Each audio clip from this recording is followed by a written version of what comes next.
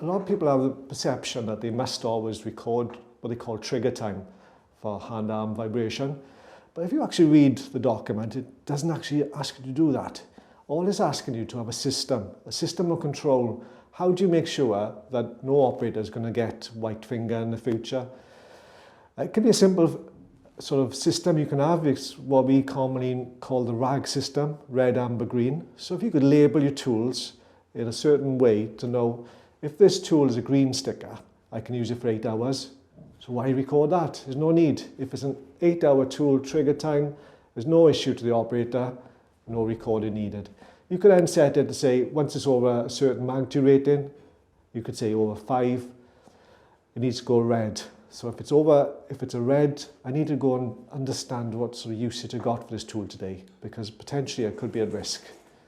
So it's very critical to know.